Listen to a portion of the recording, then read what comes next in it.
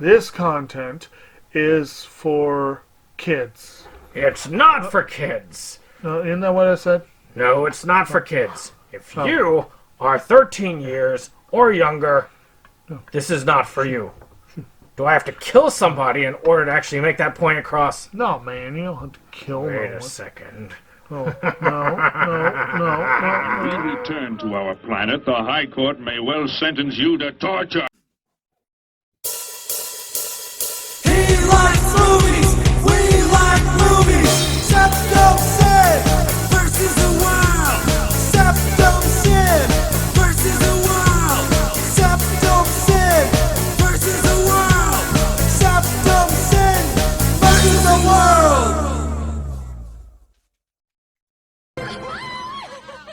I'd buy that for $1. Greetings! You're watching SeptumSin versus the world. I'm SeptumSin, and today we're here for another film psychoanalysis. I don't know what they have to say, it makes no difference anyway, whatever it is, I'm against it. No matter what it is or who commenced it, I'm against it. So today, we're doing the Craiglon incident, part 2, Aftermath.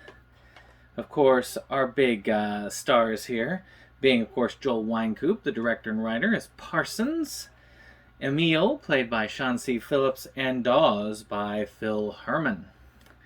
So, we'll be talking a little bit more about Phil Herman in times not long from now. But today we're going to keep on with the second part of this series. If you haven't watched my first psychoanalysis of the series, you should. It'll give you a little bit of an extra grasp. I'm pretty sure if you're watching the second one, you probably already watched my first one, or you just didn't care and you're like, what's Craiglon incident? Who knows where thoughts come from? They just appear. If you like that, go find that. It's on the channel. We're good. So, let's go ahead and start by talking about the DVD. Everything here about this is an improvement, at least on some level, from the first film. And we're going to get into that a lot more once we hit the analysis section. But as far as our review section, let's just start with the DVD itself. Last time, it just put it in, played. Now, put it in, you have a menu. The menu has only one option, but it's still a menu. And it still looks a little bit better, still a little bit more. I'm expecting some big things from the third film. We're going to see. Get used to disappointment. Now, as far as plot, well, let's talk about the plot. We have Emil, Dawes, and Parsons back again as they are fighting the Cromley, an evil alien force sent to destroy all realities. And their only hope is the Craiglon, who are helping them by giving weapons to fight the evil Cromley. So, again, I think that the writing is much better than the first film. Dialogue is much snappier. I think a lot of that is because the writing isn't coming from, like, all these different directions. I think this film we're a little bit more. We got our feet in the water a bit more. The sections that appear to be kind of more donated in are a lot smaller. It's mainly the main cast doing their thing as they're supposed to. It definitely feels like a tighter film at the end of the day. A lot of the scenes are more entertaining. There are a lot more laughs. I think that in this case, the jokes land a little bit better. It's very consistent. The only issue I have with this is what I had with the other film. I look on the back and I'm like, 120 minutes. No, sir, I don't like it. Oh my. Yeah. And I say that because the first film really dragged because of the pacing. A lot of scenes were fun, but I felt like some went on too long, and this one is not much different, but for different reasons. And this is one of those things I look at and I think to myself that it's got to have a little bit different reason. I can understand not cutting a lot of the scenes from the first one because you're kind of cutting content provided by other people at that point. But for here, you're kind of cutting your own content that's your right. And we'll talk about a couple areas that I thought could be cut short, a little bit at the beginning and a little bit at the end. Again, I'm no film expert. I just know what I like, and I could be in the minority here. Gentlemen, Ciccolini here may talk like an idiot and look like an idiot, but don't let that fool you. He really is an idiot. So, please don't hold it against. As I said, I would recommend this one. I'd actually recommend this one higher than the first one, and this is a good reason to watch the first one.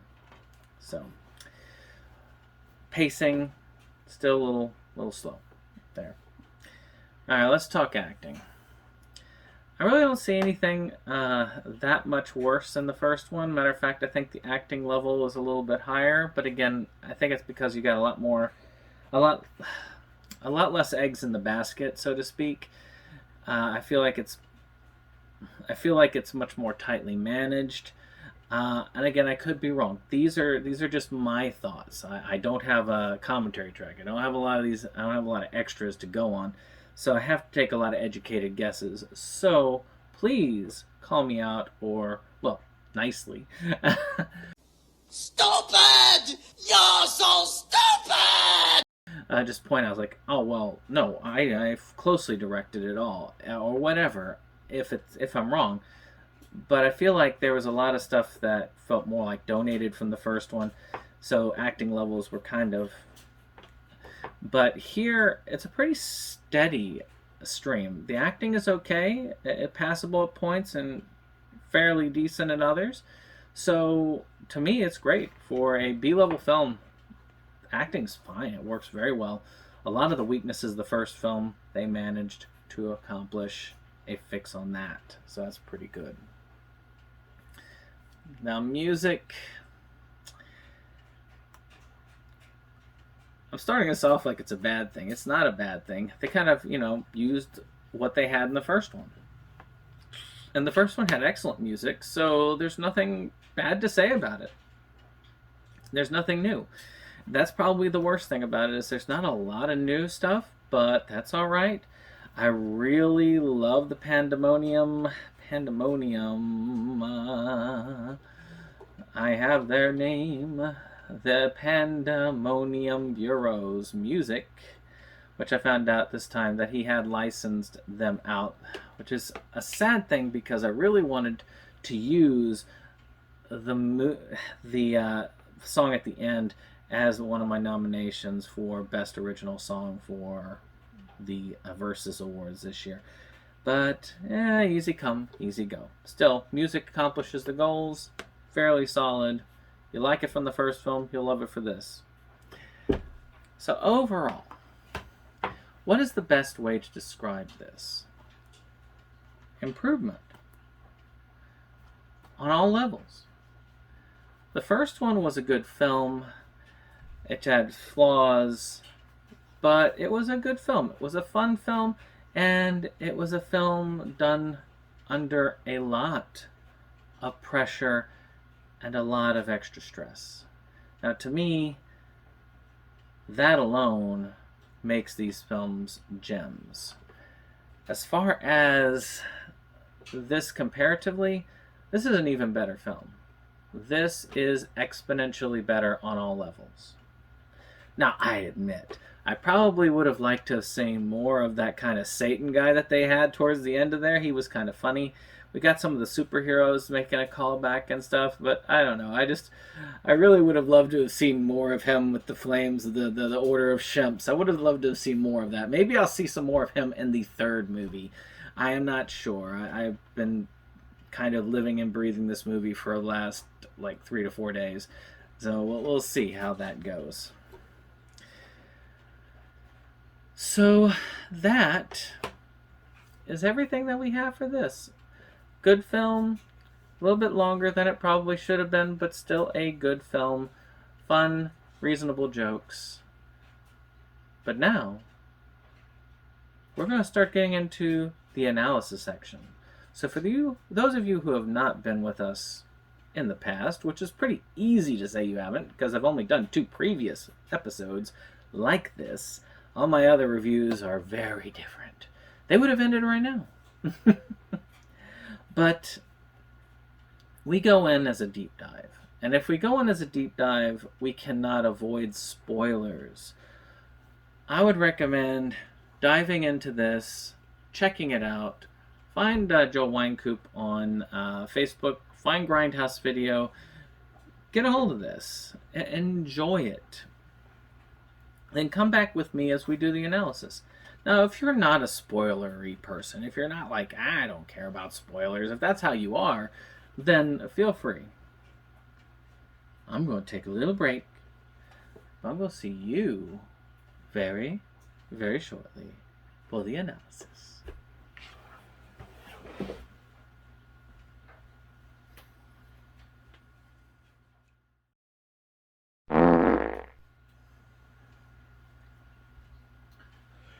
Ooh, boy, that was a good break. Oh, you're still with us, huh? Okay, you've been warned, and now we're here for the analysis section of this film. So, we start out here with a good summary as to, the first film. Good fun soundtrack. I think there's some of the soundtrack that's a little bit different from the first film. The rest of it's kind of about the same, and I do like it. It gives you a good rundown of the first film, and you get some pretty fun demolition footage here. I love the demolition footage. I'm pretty sure that he used some not found footage, some of the copyright-free kind of stuff, or he paid to license some of the footage of the buildings collapsing, and that's fine. You use that stuff. I mean, Ed Wood used that stuff all the time, and sometimes it paid off, sometimes it didn't, but movies, they use this sort of stuff all the time. It's a good trick. It saves a heck of a lot of money. I love that the exposition comes in the middle and bridges... I don't know. It just kind of bridges the first film and the second film. And this, in general, I think is a good thing. This is a fun movie start and just digs you right in. So if you haven't been really invested in the series like I have and coming right off of it, then you probably would take this and enjoy it. I don't know if I mentioned this before, but I don't, because of the heads he's holding up, one of them is the Flash. I just don't know. I just thought that was funny. I should really fear any type of power of a director that can take out the Flash. He must be very quick on his feet. So we start off our next movie with our lead agent tracking an evil alien agent. And this person is then recruited by the Craiglons. They have their dimensional weapons where they used to like zap them back to the home dimension to detain them, and they've been replaced by these Craiglon weapons that are able to get through the Craiglon shields. Because you see in the other movie how the superpowered people are going, and that just bounces off the shields. Well, this time, those weapons do not. And I still love the alien costumes. They're just so much fun. So, one thing about the Craiglon versus the, I had it. Well, let's just say the bad aliens, good versus bad. The good aliens have the yellow jumpsuits, like over here, and then the other ones have the white jumpsuits. Great. I think I got it, but just in case, tell me the whole thing again. I wasn't listening. And Cromley, that's the ones. And this is always good. It's a good way of differentiating, kind of like you know, different uniforms for different countries attacking each other. It's good to know who's on whose side. I'm not sure about why they did this with the recap. I do like they broke it up with a little interview in between. But really, I didn't feel like they needed to go through the entirety of going through the entire scene of him being re-recruited with the Cromley, and then going through this whole scene with him and Emil and Dawes and saying, hey, we're going to do this, and they're back in. I just feel like this is a lot of extra time that could be used for other things, other aspects, or even making the movie tighter. But again, that's just my thoughts on it. So next we get into some of these interview guest segments. I'm conflicted because some of them are quite entertaining. I love the one with the superhero. I love the one with the president there. That one is really funny. But I do wonder if they went a little bit long, but not by much, if any. I think they were still pretty good. So Parsons ends up contacting Dawes and Emil, saying, hey, I got all that stuff in my head now, and you should be getting it too. You need to prepare. And they're like, okay. And I don't know what it is about the conversations with him and Dawes. There's a quality about it that's like an old dubbed martial arts film. I don't know whether that's intentional or whether it's just it just happens, but it's just highly entertaining. I crack up every time I see one of these. And oh boy, when he's talking with Emil, he's like, you know, to get to the point, and I love that. Just get to the point. I gotta grab that for future videos and use that for like little cuts. I like to use my cuts of videos and just having him say, that's just that's just hilarious. Anybody else feel like a little giggle? I also like him saying that. I mean, there's other lines like Captain Kirk in Star Wars. It's yeah, I could see where the comedy is and the writing is, and it's fun. And Cool Duder, though he brings a lot of manic energy, he can be fun in how he bounces off. It just depends on what he does on this. I could tell people are having some fun filming these scenes. So I also find it funny that they talk about the costumes again. You know, make your own costumes if you have the time, or not. It's if you get killed by an alien, you want to look cool. Yeah. So Parsons is transported to the Old West. He's the first one taken back. And he has this kind of conversation with this pretty cool looking film location. I don't know why the first time I missed it, which is why you should watch these at least twice over when you go through it, especially if you make any judgment. I think any film needs to be watched about at least twice. Don't go overboard like I do for these and watch it 5 times or more. And may God have mercy on your soul. That's a bit overkill, but at least twice. Sometimes you catch stuff you miss, and I love the little interactions with the deputy, or not deputy, with the sheriff. He ends up saying, you know, I gotta do this alone because of the alien, and this is a great way of, again, showing the social distancing. That way they don't have to have as many people on screen. Again, great way of working it in there. Now, he finds the weapon in the jail, and he gets the cool upgrade because now he has sunglasses.